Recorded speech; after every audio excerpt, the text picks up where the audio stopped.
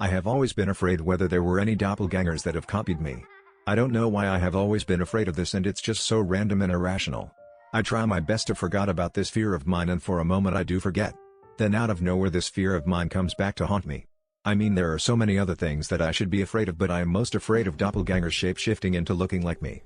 It just horrifies me, and there could be something out there that looks exactly like me doing something bad.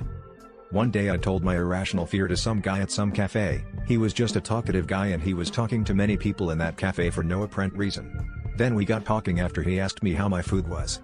I don't know how it came out, but I told him that I was terrified of doppelgangers taking my appearance and doing shit that I wouldn't approve of. He then told me that he had a way to get rid of any doppelgangers who looked like me. He told me to wear a mask and he will put out a fake death news online about me.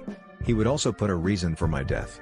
Then when he put out a fake death news online, the actual angel of death gathered up anything that looked like to take into the afterlife. This is why this guy told me to wear a mask. I saw dead doppelgangers that looked like me in various places and I couldn't believe it.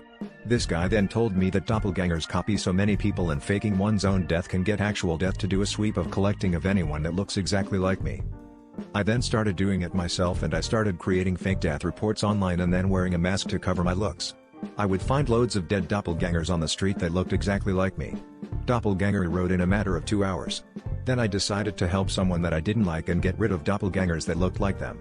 The first time I showed him and put out a fake death report online, I put a mask over his head. After an hour it was okay to take off the mask and he couldn't believe the amount of doppelgangers that chose to look like him. He wanted a second go, and when I put out a second death report online, I took the mask off his and watched death take him.